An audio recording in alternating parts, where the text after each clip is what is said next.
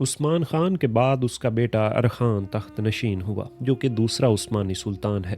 ارخان کا تذکرہ کرنے سے پہلے یہ ضروری معلوم ہوتا ہے کہ رومی سلطنت کا مجمل تذکرہ کر دیا جائے تاکہ ان حالات اور فتوحات کے سمجھنے میں آسانی ہو جو ارخان کے عہد حکومت میں وقوع پذیر ہوئے۔ حضرت عیسیٰ علیہ السلام کی پیدائش سے پونے 600 سال پیشتر ملک اٹلی کے اندر سلویا نامی ایک کمواری لڑکی کے پیٹ سے 2 لڑکے پیدا ہوئے۔ ایک کا نام رومولس اور دوسرے کا نام ریموس رکھا گیا۔ اطالوی لوک داستانوں کے مطابق یہ بچے دیوتا مریخ کے نطفے سے پیدا ہوئے تھے۔ سلویا نامی کمواری لڑکی ویسیٹا دیوی کے مندر کی پجارن تھی، جہاں مریخ دیوتا نے آ کر اس کو حاملہ کیا تھا۔ رومولس اور ریموس کو پیدا ہونے کے بعد کسی کشتی یا ٹوکری میں ڈال کر دریا میں ڈال دیا گیا۔ پانی کے موجوں نے ان کو جنگل یا پہاڑ کے دامن میں ساحل پر ڈال دیا۔ وہاں ایک مادہ گرگ نے آ کر ان کو دودھ پلایا اور ان کی حفاظت کرنے لگی۔ اس طرح بھیڑیے کا دودھ پی کر ان دونوں بچوں نے پرورش پائی۔ اتفاقاً بادشاہ کا ایک گڈریا اس طرف کو آ نکلا اور اس نے ان دونوں بچوں کو دیکھ کر اٹھا لیا اور اپنے بادشاہ کے سامنے لایا۔ بادشاہ بیگم نے ان کو محبت کے ساتھ پرورش کیا۔ بڑے ہو کر ان دونوں بھائیوں نے ایک شہر کی بنیاد رکھی۔ یہ شہر روم یا روما کے نام سے موسوم ہوا اور ان کی اولاد میں ایک عظیم الشان سلطنت قائم ہوئی، جو دنیا کی عظیم اور مہیب سلطنتوں میں شمار کی جاتی ہے۔ شہر روما آج تک بھی ملک اٹلی کا دارالسلطنت ہے، مگر رومولس اور ریموس کی قائم کی ہوئی رومی سلطنت کا اب نام و نشان باقی نہیں رہا۔ یہ سلطنت جب اپنے انتہائی عروج کو پہنچ گئی تو اس کے 2 ٹکڑے ہو گئے، ایک کو مشرقی روم اور دوسرے کو مغربی روم کہتے ہیں۔ مغربی روم کا دارالسلطنت تو شہر روما ہی رہا اور مشرقی روم کا دارالسلطنت قسطنطنیہ قرار پایا۔ مغربی روم پر شمالی یورپ اور روس کی وحشی قوموں نے بار بار حملے کر اس کو بے حد کمزور اور ناتواں بنا دیا۔ بالآخر مغربی روم کی سلطنت محدود ہو کر 2 حصوں میں منقسم ہو گئی۔ جنیوا اور وینس میں الگ الگ سلطنتیں قائم ہوئیں اور پھر وہ بھی مختلف صورتوں میں تبدیل ہو کر معدوم ہوئیں اور ان کی جگہ نئی حکومتیں قائم ہوئیں۔ مگر مشرقی روم پر شمالی حملہ آوروں کی آفتیں بہت ہی کم نازل ہوئیں اور ان کو یورپی وحشیوں کے ہاتھ سے کوئی نقصان نہیں پہنچا۔ ایک زمانہ ایسا بھی آیا کہ قسطنطنیہ کے بادشاہ کا شہر روما پر بھی عمل دخل ہو گیا۔ عرب اور ایران والے مغربی روم سے تو ناواقف تھے، جس کے نام پر سلطنت روم موسوم تھی۔ جب مشرقی یورپ یعنی قسطنطنیہ کے فرمان رواؤں نے عیسائی مذہب قبول کر کے اس کی اشاعت شروع کی تو یورپ کی وہ تمام قوتیں جو عیسائی مذہب قبول کرتی تھیں قسطنطنیہ کے بادشاہ کو عزت اور عظمت کی نظر سے دیکھتی تھیں، یہاں تک کہ قریباً تمام یورپ عیسائی ہو گیا اور اس کے مقبوضہ علاقے میں عیسائی مذہب پھیل گیا، تو عرب اور ایران کے لوگ ہر ایک عیسائی کو رومی کے نام سے یاد کرنے لگے۔ قسطنطنیہ کے قیصر کی سلطنت چونکہ یونان کے شہنشاہی کھنڈروں پر تعمیر ہوئی تھی اور قیصر روم سکندر یونانی کے مقبوضہ ممالک کا مالک تھا، لہٰذا قسطنطنیہ کی سلطنت کو یونانی سلطنت بھی کہا جاتا ہے۔ اس لیے مورخین نے رومی اور یونانی 2 الفاظ مترادف اور ہم معنی سمجھ کر استعمال کیے ہیں۔ قیصر قسطنطنیہ کی سلطنت میں چونکہ ایشیائے کوچک اور شام کا ملک بھی شامل تھا، اس لیے اسلام کے ابتدائی زمانے میں ایشیائے کوچک کو روم کا ملک کہا جاتا تھا۔ ملک شام سے تو عیسائی حکومت بہت جلد اٹھ گئی تھی، مگر ایشیائے کوچک میں قیصر روم کی حکومت عہد اسلامیہ میں بھی عرصہ دراز تک قائم رہی، اس لیے ایشیائے کوچک کو عام طور پر ملک روم کہا جانے لگا۔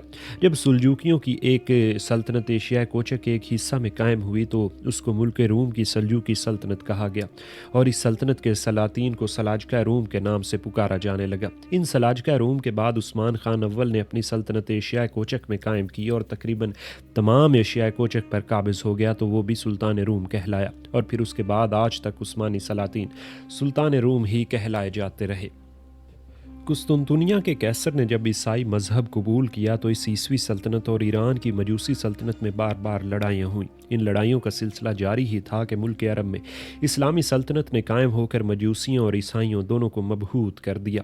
مجوسی سلطنت تو پاش ہو کر معدوم ہو گئی، لیکن قسطنطنیہ کی عیسائی سلطنت عرصہ دراز تک قائم رہی۔ ہم جس سے زمانے کی تاریخ بیان کر رہے ہیں اس زمانے میں بھی یہ عیسائی سلطنت موجود ہے۔ خلفائے راشدین کے عہد سعادت میں شام، فلسطین اور مصر سے قیصر روم کی عیسائی حکومت بالکل مٹا دی گئی تھی۔ اس کے بعد خلفائے بنو امیہ اور خلفائے بنو عباس کے زمانے میں قیصر روم کے ساتھ برابر لڑائیوں کا سلسلہ جاری رہا۔ एशियाई कोचक का एक मुल्क करीबन 700 साल से बराबर मुसलमानों और ईसाइयों का मैदान जंग बना हुआ था। किसी ज़माने में मुसलमान ईसाइयों को धकेलते हुए दर्रा दानियाल और बहर मामूरा तक ले जाते थे और कभी ईसाई मुसलमानों को रेलते हुए ईरान और कुर्दिस्तान तक चले आते थे। ईसाइयों की इस सल्तनत को कुदरती तौर पर मुसलमानों के मुकाबले में देर तक जिंदा रहने का इसलिए मौका मिल गया कि आपस की नाइतफाकियों और खाना जंगियों से मुसलमानों को ऐसा मौका मुयस्सर ही ना आया कि वो इस ईसाई रूमी सल्तनत का किस्सा पाक करते। इस रहे हुए काम को तुर्कान उस्मानी ने पूरा किया, इसलिए वो आलम इस्लाम के महबूब और मुक्तदा समझे गए। हम जिस ज़माने का जिक्र कर रहे हैं ये वो ज़माना है कि यूरोप की सलीबी सैलाब शाम और फ़लस्तीन के मैदान में बार बार मोजज़न हो चुके थे। ईसाइयों के मुजाहिदीन मुसलमानों के मुकाबले में शिकस्त पा पाकर और मुसलमानों की इल्मी और इखलाकी तरक्यात से मुतासर हो कर यूरोप में वापस जाकर और यूरोप के तमाम मुल्कों में फैल कर ईसाई ममालिक को बेदार और तरक्की की तरफ मायल और मुतवज्जह कर चुके थे। इसी ज़माने की निस्बत ईसाइयों का ये कहना कि रूमी सल्तनत बहुत ही गाफिल और कमज़ोर थी सरासर गलत है। ईसाइयों में मुसलमानों की मुखालफत के लिए इत्फाक और जोश बदरजा उतम पैदा हो चुका था। कुस्तुनतुनिया का दरबार सबसे ज़्यादा मुतासर हुआ था। कुस्तुनतुनिया की सल्तनत निस्बतन सबसे ज़्यादा ताकतवर और फ़नून जंग से वाकिफ़ और मुकाबले की अहलियत रखती थी। इससे पहले ज़माने में यूरोप की दूसरी सल्तनतें कुस्तुनतुनिया की सल्तनत से रिकाबत भी रखती थी, लेकिन सलीबी लड़ाइयों के बाद तमाम यूरोप की हमदर्दी कुस्तुनतुनिया के कैसर से मुताल्लिक थी। कैसर कुस्तुनतुनिया के ताल्लुकात सिर्फ यूरोप के सलातीन तक महदूद न थे, बल्कि वह मुसलमानों के हर एक दुश्मन को अपना दोस्त समझकर इससे मोहब्बत और मुअद्दत के ताल्लुकात रखता था।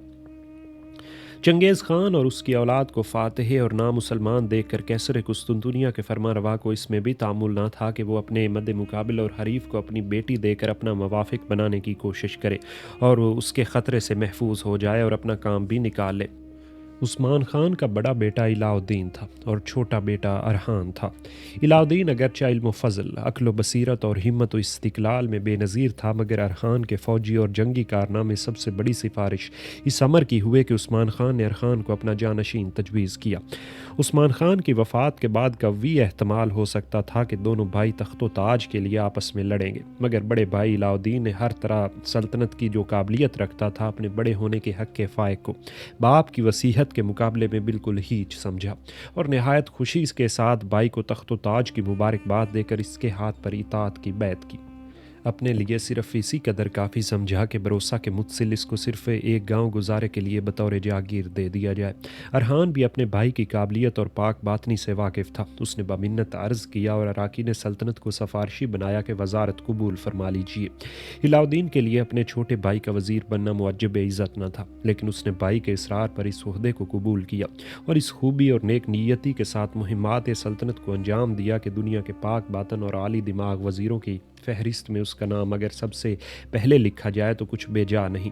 सुल्तान अरहान ने तख्त नशीन होते ही एक साल के अंदर तमाम एशियाई कोचक को फतह करके दर्रा दानियाल के साहिल तक अपनी सल्तनत को वसीह कर लिया और एशियाई कोचक को बतमाम ईसाई हुकूमत से पाक करके अपने भाई इलाउद्दीन के मशवरे से अपनी मुमलिकत में ऐसे आइन और कवानीन जारी किए कि जिससे सल्तनत को इस्तेहकाम हासिल हो। इस वक्त तक ये दस्तूर था कि बहादुर और जंगजू सरदारों को मुल्क के छोटे छोटे कितात बतौर जागीर दे दिए जाते थे।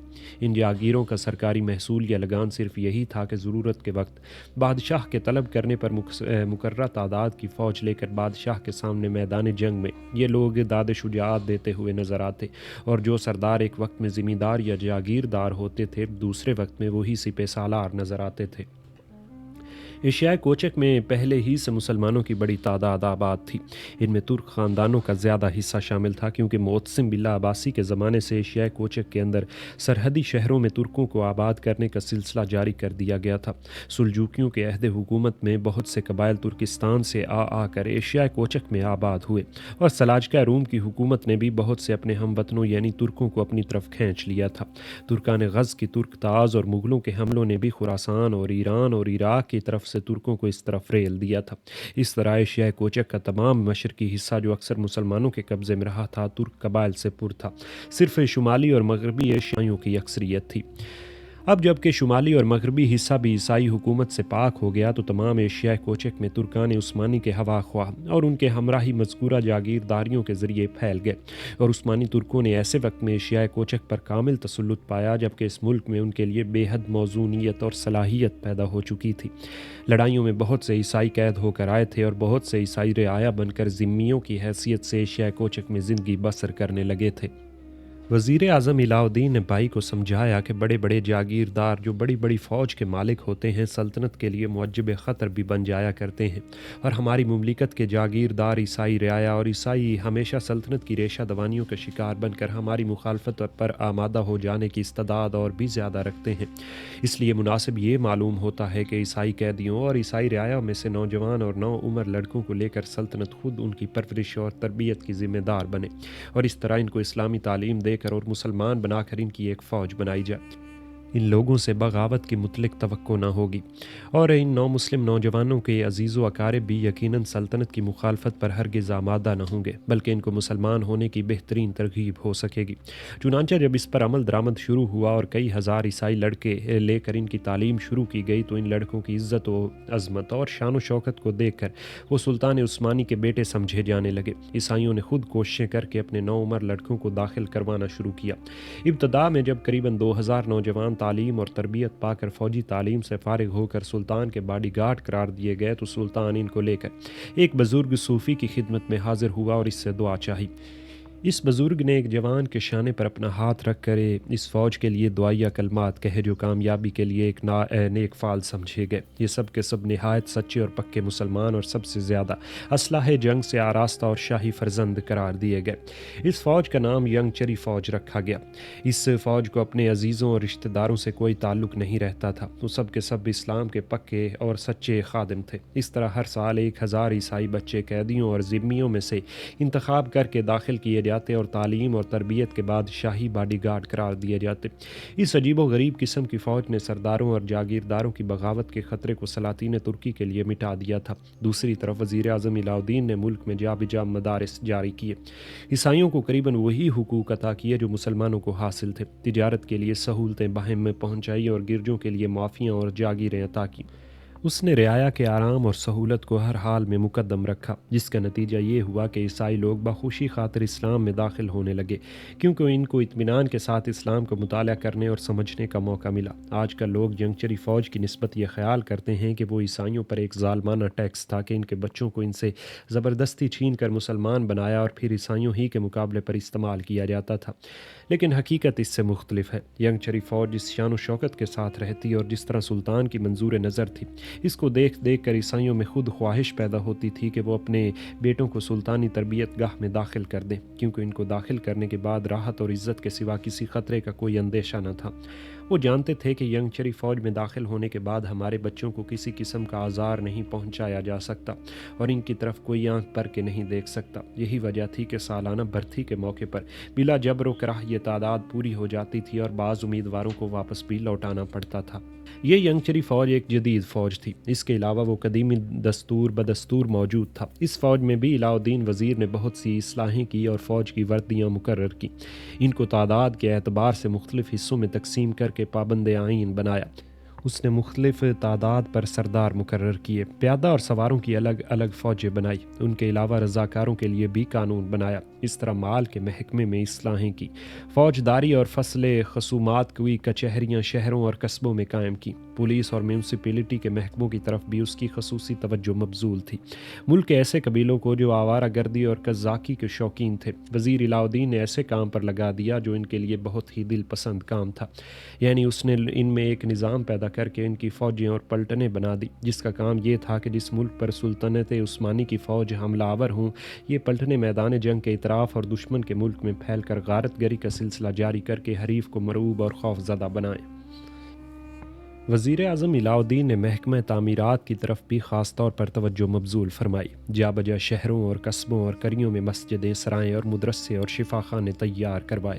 بڑے بڑے شہروں میں عالی شان شاہی محلات، دریاؤں پر پل اور سڑکوں پر حفاظتی چوکیاں بنوائیں، نئی سڑکیں نکلوائیں تاکہ تجارت اور فوجوں کی نقل و حرکت میں آسانی ہو۔ غرض کے ایشیا کوچک کی آبادی اور سرسبزی اور سلطنت عثمانیہ کے قیام و استحکام کے لیے ہر ایک ممکن تدبیر کو کام میں لایا، جس کا نتیجہ یہ ہوا کہ آج تک یہ ملک ترکوں کا جائے پناہ بنا ہوا ہے، اور 600 سال گزر جانے کے بعد اس ملک کی حالت یہ ہے کہ وہاں سے اسلام اور ترکوں کو نکال دینے کی جرت کسی قوم اور کسی سلطنت میں نظر نہیں آتی۔ ارخان کی سلطنت کے تذکرے میں اس وزیر با تدبیر کے کارناموں کا خصوصی تذکرہ نہ کرنا ایک ظلم تھا۔ چونکہ وہ ارخان کا بڑا بھائی تھا، اس لیے پہلے اس کے کارناموں کی طرف اشارہ کرنا ضروری تھا۔ اب ارخان کی سلطنت کے واقعات ہم بیان کرتے ہیں۔ سلطان ارخان کی تخت نشینی کے وقت انڈریونیکوس نامی کیسر قسطنطنیہ تھا۔ وہ اپنے تمام ایشیائی مقبوضات چنوا کر ایشیا کوچک سے بالکل مایوس ہو گیا، اور اس کو اس بات کا خطرہ پیدا ہوا کہ کہیں ترک سمندر کو عبور کر کے یورپی ساحل پر نہ اتر جائیں۔ مگر ارخان نے یورپ کی سرزمین پر قدم رکھنے سے زیادہ اس کام کو ضروری سمجھا کہ اپنے بھائی علاء الدین کی اصلاحوں اور ایجادات کو ایشیا کوچک میں اچھی طرح جاری اور رائج کر کے فائدہ اٹھایا جائے اور اپنے مقبوضہ ملک میں خوب مضبوط ہو لیا جائے۔ چنانچہ اس نے قریباً 20 سال تک اپنے تمام تر ہمت اصلاح ملک اور ملک داری کے کاموں میں صرف کی۔ اگر باقی ترک سلاطین بھی ارخان اور اس کے بھائی علاء الدین کے نو مفتوحہ ملکوں کو اس طرح درست بنانا ضروری سمجھتے تو جس طرح ایشیا کوچک آج تک ترکوں کا امیدگاہ بنا ہوا ہے، مصر، بلکان، حجاز اور طرابلس وغیرہ بھی اس کے مامن اور امیدگاہ ہوتے۔